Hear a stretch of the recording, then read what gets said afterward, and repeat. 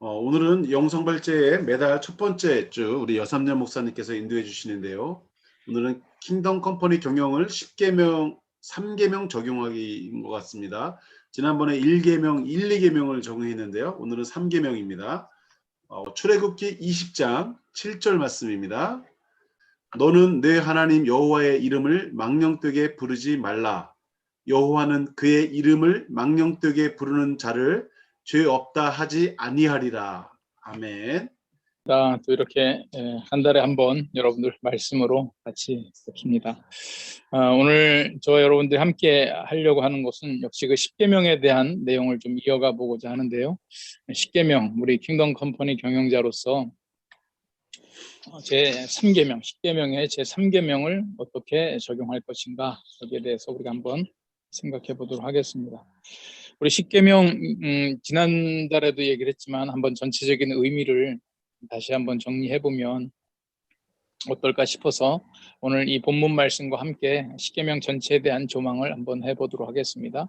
오늘 여호와의 이름을 망령되게 부르지 말라, 이렇게 부르는 자 죄 없다 하지 아니하리라. 분명한 죄에 대한 책임을 물으시겠다는 거죠. 우리가 이제 성경이라고 할 때 성경에서 이제 가르쳐 주고 있는 전체적인 내용이 무엇인가라고 하는 거 우리가 한번 생각해 볼 필요가 있습니다. 총무님께서 제 화면을 모두에게 추천하기 이제 그렇게 해주시면 화면이 바뀌어도 상황이 바뀌어도 고정적으로 나가니까요. 네, 감사합니다. 이 성경에서는 하나님은 어떤 분이시냐라고 하는 거하고 그럼 그 하나님께서 해주신 일에 대해서 우리는 어떻게 살아야 되느냐, 우리의 의무는 뭐냐, 하나님은 어떤 분인가, 사람의 의무는 무엇인가, 이 두 가지를 다루고 있는 거죠. 우리가 보통 신앙생활 그러지만 그 신앙생활도 두 가지 영역으로 나눠보면 하나님에 대한 신앙과 거기에 따르는 생활, 이렇게 이어질 수 있겠죠. 하나님에 대한 믿음, 그리고 거기에 대한 우리의 그 생활이 바로 신앙생활입니다. 그래서 우리가 이 신앙생활들을 교육해 나갈 때 신앙생활의 가장 기초적인 교육으로 교회에서는 전통적으로 이렇게 세 가지 내용이에요. 우리가 여러분들이 무슨 성경 공부를 하든지 이 세 영역 중에 이제 하나에 들어가는 거죠.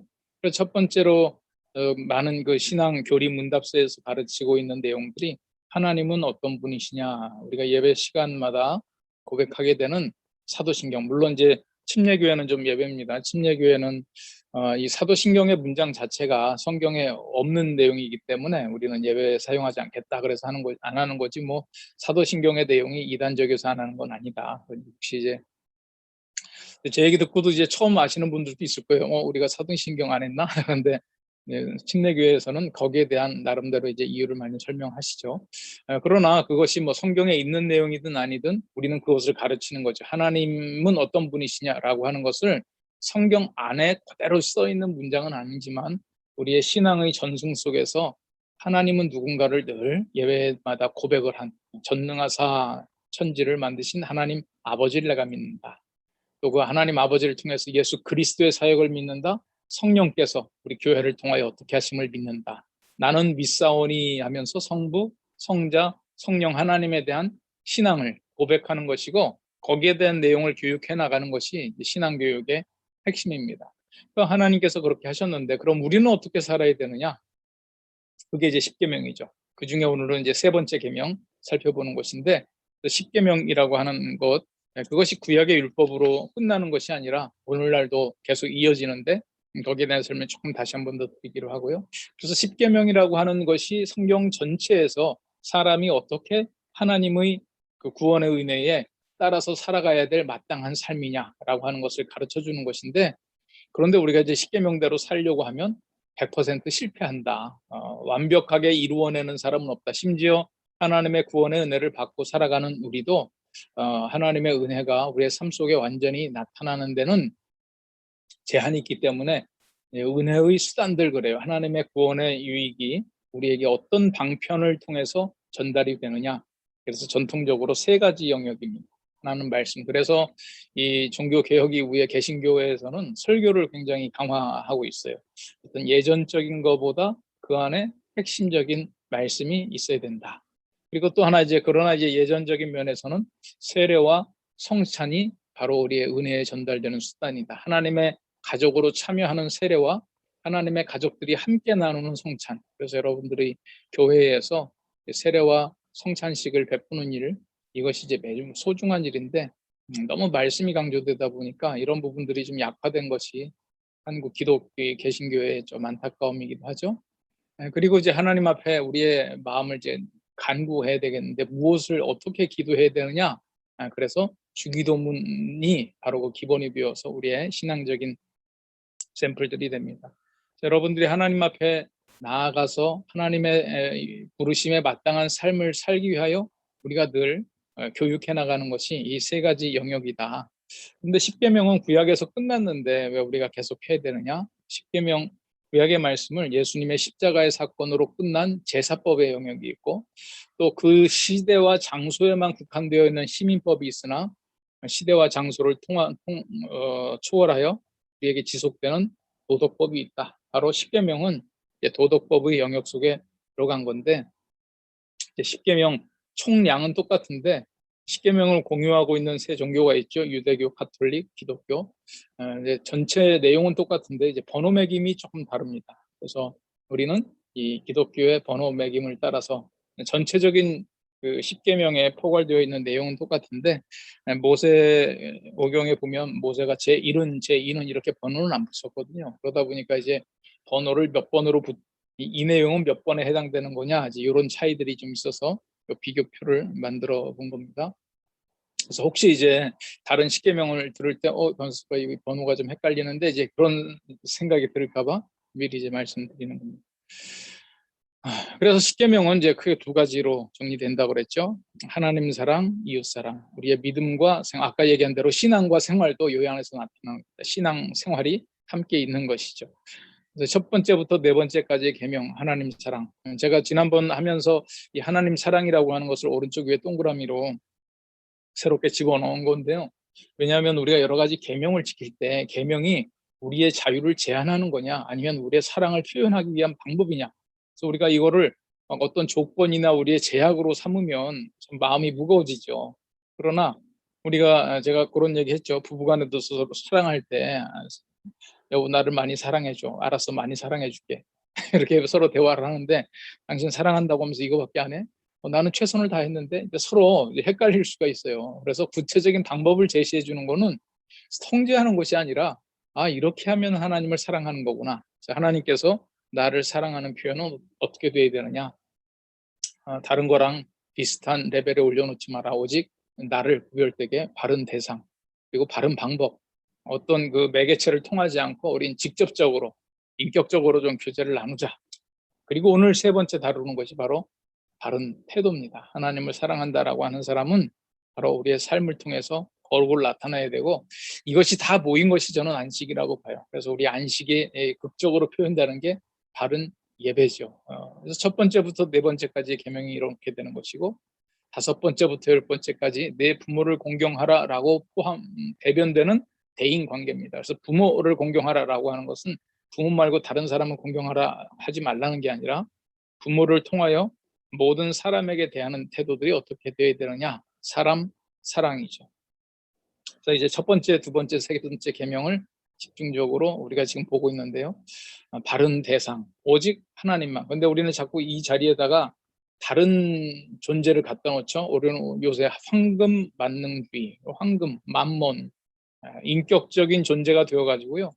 돈이 물체가 아니라 우리를 통제하는 하나의 인격이 되어버렸어요. 그래서 우리는 돈 앞에 가서 아부하기도 하고 사정하기도 하고 심지어 하나님에게 요청을 하죠. 저 돈이 노하지 않게 해달라. 우리를 잘 협조하게 하나님께서 좀 백서 주시라. 그러니까 우리가 결국 하나님을 섬기는 게 아니라 우리가 소유하고 싶은 어떤 여러 가지 물질들을 하나님의 자리에다가 올려놓는다. 근데 하나님은 끊임없이 얘기하시는 거죠. 그것은 너를 행복하게 할 수 없다. 오직 나만이 너를 행복하게 할 수 있다. 그래서 우리는 우리의 복의 근원 되시는 하나님을 대상으로 또 바른 방법, 우리는 형상과 모양을 만들어서 하는 것이 아니라 제가 지난달에 그런 말씀 드렸던 기억이 나요. 저도 이 십계명 다시 한번 보면서 왜 이 형상과 모양을 만들어 놓고 거기 가서 할까? 왜냐하면 형상과 모양을 만들어도 내가 하나님을 안 섬기는 게 아니라 그 형상과 모양이 하나님을 상징한다 생각을 하고 좀 가시적으로 놓고 기도하는 거 아니겠어요? 뭐가 잘못됐나? 근데 가만 보니까 그 행위 속에는 당신은 내 말을 듣기만 하고 나는 당신 말은 안 듣겠다. 잔소리하지 마시고 그냥 내 말을 듣기만 하세요. 이제 이게 어떤 비인격적인 교제의 전형적 패턴이 아닌가 싶어요. 그래서 하나님께서는 내가 너랑 직거래하고 대화를 나누고 싶다. 그래서 어떤 형상이나 상징들은 제거해라. 근데 이제 세 번째가 뭐냐면 바른 태도죠. 우리가 첫 번째 올바른 대상에게 올바른 방법으로 가는데 정말 나의 삶의 태도가 올바로 되어 있어야 되지 않느냐. 여호와 이름을 망령되이 일컫지 말라. 제가 여러분들 그 프린트물에다가 그 발제해서 전달하고 싶은 내용에다가 약간의 요약을 해놨는데요. 우리 주기도문에서도 보면 그런 내용이 있죠. 하늘에 계신 아버지여 당신의 이름이 거룩히 여김을 받으시오며. 이것은 당신의 이름이 우리의 자녀들의 삶으로 인하여 거룩히 받기를 원한다. 그래서 이것을 한번 세 가지 영역으로 정리를 해봤어요. 바른 태도라고 하는 것은 뭐냐? 첫 번째, 우리가 하나님의 자녀, 하나님의 백성 그럴 때요. 우리에게는 하나님의 이름이 같이 따라다니잖아요. 부모의 영광이 되는 자녀의 삶을 살아야 된다. 우리가 어떤 이 세상에서도 그런 얘기 하잖아요. 뭐 제대로 못 사는 사람 뭐 도대체 저놈 어느 집 자식이야? 어느 집 자식? 그러면 이제 그 사람으로 인하여 그 가문이 특별히 그 부모가 욕을 먹게 되는 거죠. 또 가정교육에 대한 얘기들을 하고 여러 가지 얘기를 할 때 그 자녀들의 삶이 부모들에 대한 어떤 그 뭐죠? 거울, 표상, 평가의 지표들이 되기 때문에 오늘 우리의 삶이 거룩을 지향을 해야 된다. 그래서 우리는 어떤 책임이 있느냐? 하나님의 자녀로서 하나님의 이름을 영광 드러낼 수 있도록 해야 된다. 두 번째로는 하나님의 이름을 이제 좀 직접적인 거죠. 오용하거나 남용하지 말자. 오용하거나 우리가 그 하나님의 이름 그 자체를 함부로 사용하지 말아야 된다라고 하는 거예요. 하나님의 이름을 오용하거나 남용하고 하지 말고 그래서 여기에서 이제 헛된 맹세에 대한 내용들이 많이 나옵니다. 이 십계명 해설에 보면 3계명 해설 헛된 맹세. 하나님의 이름으로 맹세하지 말라는 것이고. 그래서 저는 이게 좀 더 실제적으로 생각해 보면은요, 우리가 지금 우리 지회 이름도 벌써 153 지회다. 어떤 성경 안에 있는 그 숫자를 나타낸 거죠. 여러분들의 기업체에도 성경 속에 나오는 여러 가지 사건, 이름, 장소 이런 단어들을 사용하는 회사명을 쓰잖아요. 이것도 우리가 한번 잘 심각하게 생각해 보자. 저는 하지 말라는 게 아니라 그 이름을 갖다 붙였으면 우리가 어떤 책임을 져야 되잖아요. 그 이름이 정말 사람들로 인하여 이거 뭐 이래 이제 이럴 때 무슨 그 우리 성경 안에 있는 여러 가지 이름들 정말 그 이름들을 놓고 사람들이 더 욕하게 되면 어떻게 되느냐. 또 사람들의 이름도 마찬가지. 이름도 성경에 나와 있는 이름들을 아니면 기독교적인 배경이 딱 드러나는 이름 있잖아요. 저 어디 가서 그 청년들한테 한번 그 이제 저 뭐죠 교회가 아니라 이러한 학교에서 몇 번 강의를 해봤는데 출석을 부르다 보면 뭐 온유, 찬양 뭐 이런 이름 나오잖아요. 그럼 저는 어떤 생각 가지겠어요? 내가 교회 다닌다 안 다닌다? 당연히 다니는 걸로 생각을 하죠. 그리고 나서 얘기를 해보니까 그 친구 엄청 스트레스 받더라고요. 자기는 교회 안 다닌다는 거예요. 부모가 이 이름 붙여줬는데 심지어 부모님도 지금 교회를 안 다닌대요. 근데 그 이름을 보면 뭔가 이제 기독교적인 배경의 냄새가 탁 나고 이 사람 기독교인이겠구나 라고 생각을 하는데 그 사람의 삶의 모습에서 전혀 기독교와 상관없고 또 도덕적이지도 못하고 윤리적이지 않은 삶을 살아가는 모습을 볼 때 어떻게 되겠느냐. 제가 다시 말씀드리지만 저는 사명이나 이름에 성경적인 것을 쓰지 말라는 게 아니에요. 심각하게 고민하고 쓰고 썼으면 거기에 대한 책임을 져야 된다. 그리고 또 효과도 좀 있어요. 제 이름도 그렇잖아요. 제 이름이 이제 삼열인데 아는 분들을 다 알지만 사무엘이잖아요. 사무엘. 저는 이제 누구 보면 삼열이라고 하는 이름이 가끔 있어요. 되게 이제 크리스찬 집안에서 태어난 신앙의 2세, 3세쯤 되겠죠.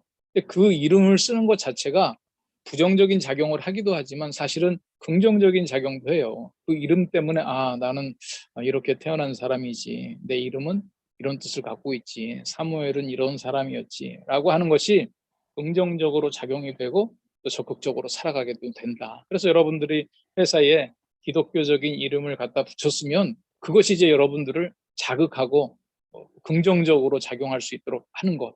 그것이 이제 우리에게 긍정적인 작용인데 제가 말씀드리는 건 항상 이 뭐죠? 뭐 세상에서도 그런 얘기 하대요. 하이 리스크, 하이 리턴이라고. 이게 위험 부담이 좀 많은 거예요. 기독교적인 이름을 갖다 붙이는 게. 제가 교회에서도 보니까요, 좀 교회가 규모가 있는 교회들은 그 버스 있잖아요, 버스. 뭐 작아도 왜 그냥 작은 승합차 정도로는 다 있으니까. 그 차량을 관리하시거나 기사로 수고하시는 분들은요, 그 차에다가 교회 이름을 안 붙이기를 원해요. 안 붙이기를 원하고 교회 이름을 붙여도 조그맣게 쓰기를 원해요. 조그맣게. 근데 그 교회 교인들이나 목사님이나 교인들은 크게 붙이라는 거예요. 크게. 그러면 뭐 이러저런 이유 갖다 대면서 자꾸 이제 작게. 그래서 아마 그것도 우리가 어떤 이름을 사용한다라고 하는 부분에 있어서 상당히 이제 부담되는 일이잖아요. 그 교회 이름 쫙 크게 써붙여놓고 교회 차량 운행을 할 때 그 기사로서 상당히 부담이 되거든요. 어떤 면에서는 그 부담을 아니까 그 이름을 또 크게 쓰려고 그러는 것이고. 그래서 오늘 우리도 하나님의 이름이 오용되거나 남용되도록 알고 있는 삶을 살아나가는 것, 이건 아니다. 세 번째로는 좀 더 적극적으로 결국 하나님의 이름이 영광 받으시려면 이 세상 사람들이 하나님을 알아야 되죠. 그러니까 우리가 적극적으로 하나님의 이름을 선포하고 하나님의 나라를 확장시켜 나가는 것. 이것이 바로 적극적인 전도와 선교의 삶을 살아가도록 축복하는 것이 제3계명을 지켜나가는 우리의 삶이다. 그래서 오늘 우리도 열심히 지금 이 시간에도 해야 되는 건 뭐냐면 그리스도의 증인으로 살아가는 거예요. 내가 한 사람 그냥 나의 영역에 더 끌어오고 내가 전도했다라고 하는 것을 자랑하는 게 아니라 이게 바로 하나님을 사랑하는 것이고 그 사람을 사랑하는 것이다. 제가 어디 가서 꽤 오래전인데 세미나를 하루 종일 한 적이 있었어요. 근데 끝나고 나서 어떤 자매님이 기도 제목이 있다고 또 어떻게 했으면 좋겠냐고 그러더라고요. 그래서 왜 그러냐 그랬더니 자기 남편이 좀 교회 나왔으면 좋겠대요. 작년에는 뭐 한 해 동안 나와서 성가대도 했는데 이제 또 안 나온대요. 그래서 제가 가만히 그 얘기를 듣다 보니까 조금 무슨 생각이 들어가지고 제가 그 자매님한테 물어봤어요. 근데 남편을 왜 전도하려고 그러세요? 제가 물어봤더니 그분이 아니 당연히 교회 전도해야 되는 거 아닌가요? 그러더라고요. 그래서 아니 전도하는 건 맞는데 남편을 사랑해서 하는 건가요? 귀찮아서 하는 건가요?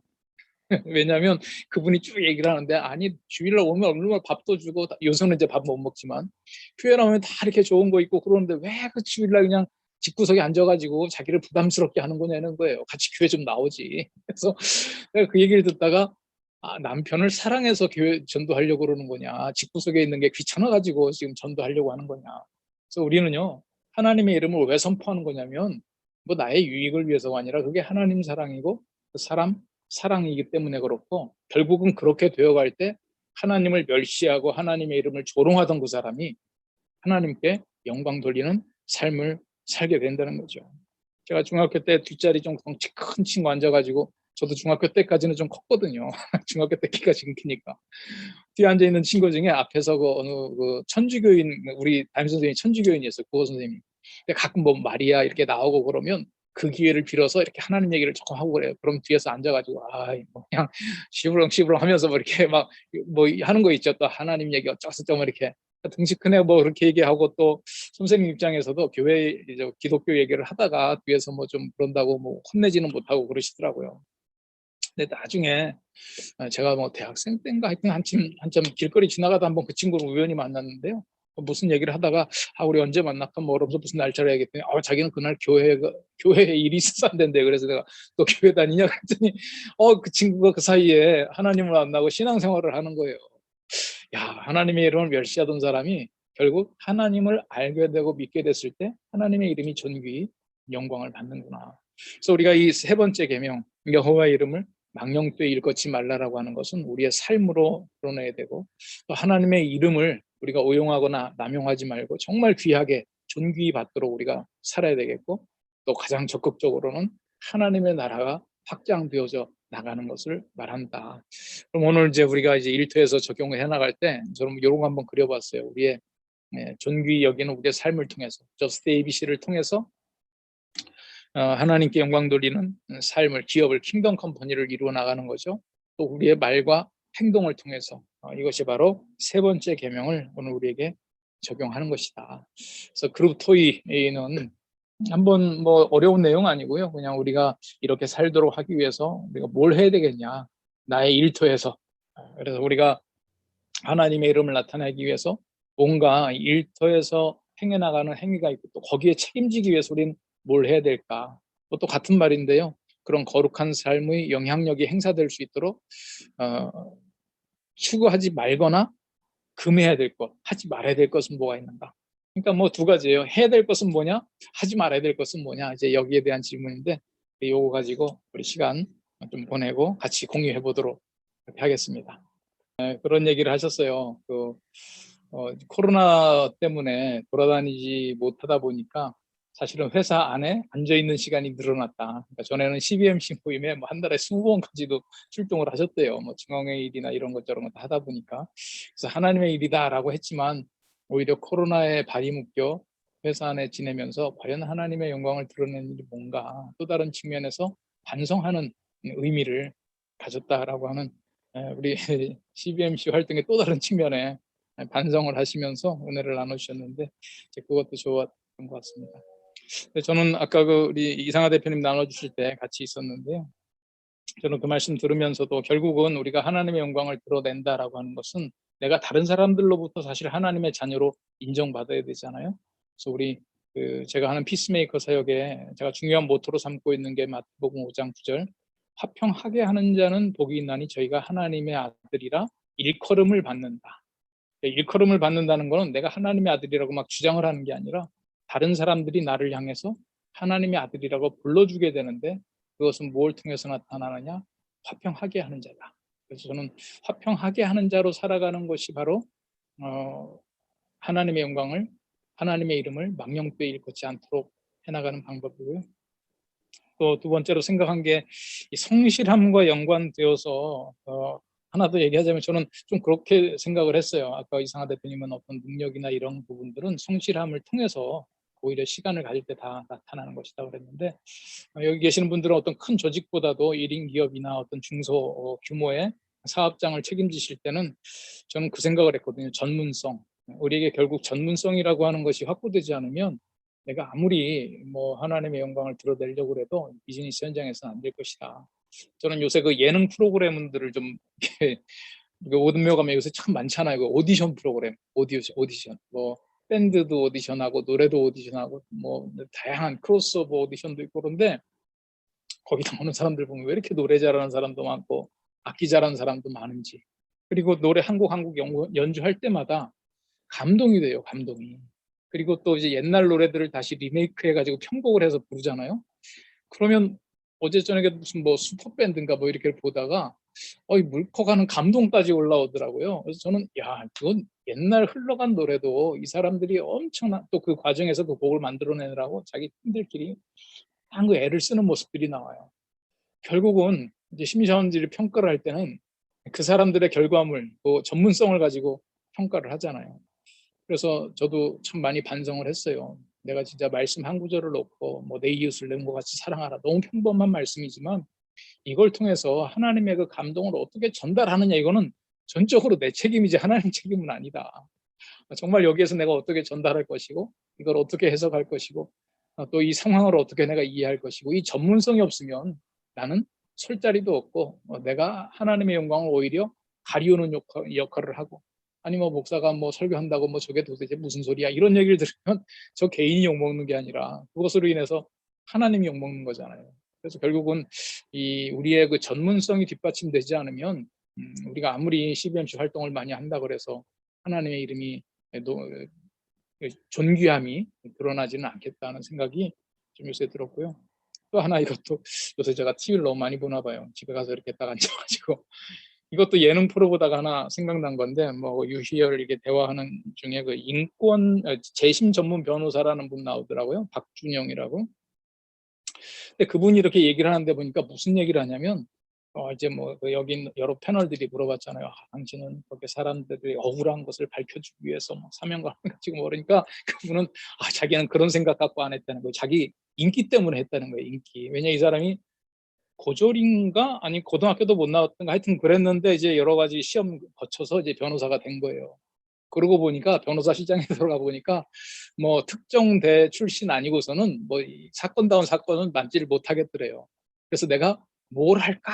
아니 국선을 통해서 열심히 그냥 국선 변호사 뭐 이거라도 열심히 하자 하다가 어떤 재심 사건을 접하게 됐는데 야 이거다.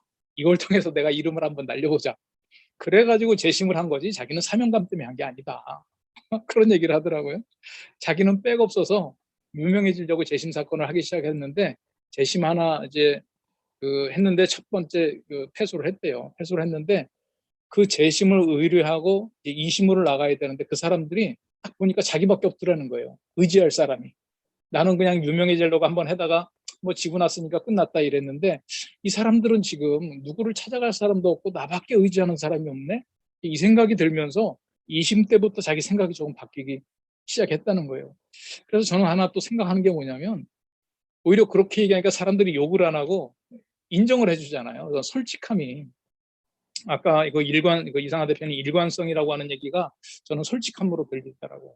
나의 있는 속에 있는 것을 그대로 인정할 때 사람들이 내 수준을 알잖아요. 그래서 저는 어떤 일을 할 때 자꾸 하나님의 이름 뭐 이거를 우리 직접적으로 자꾸 얘기하지 말자. 사람들이 보고 알아야지 내 입으로 자꾸 하나님 얘기해가지고 그거 되겠냐. 아닌 거 뻔히 주변에서 다 아는데 차라리 나는 내 욕심 때문에 이래요. 나 돈 벌고 싶어요. 나 유명해지고 싶어요. 이 솔직함을 인정하는 것이 오히려 하나님의 영광 가리우지 않는 길이다. 그래서 오늘 뭐 여러분들 조 안에서도 여러 가지 것들을 많이 나누셨겠지만 이런 내용들을 좀 종합해서 결국은 예배자의 태도, 오늘 우리의 삶이 어떻게 살아가느냐에 따라서 결국 하나님의 이름이 존귀히 여김을 받고 또 그것의 부수적인 효과로 하나님께서 분명히 우리에게 주시는 축복의 역사가 있잖아요. 그것이 우리의 신뢰도를 오히려 더 높여주고 그것으로 인하여 여기 계시는 모든 한 분 한 분들이 사업장에서 여러분들의 서비스로 여러분들의 제품으로 하나님의 영광을 드러낼 수 있고 또 여러분들의 솔직함으로 하나님의 존귀함이 드러날 수 있다. 오늘 이 세 번째 계명은 여러 가지 우리의 삶의 실제적인 부분에 적용할 수 있는 내용이라 생각을 합니다.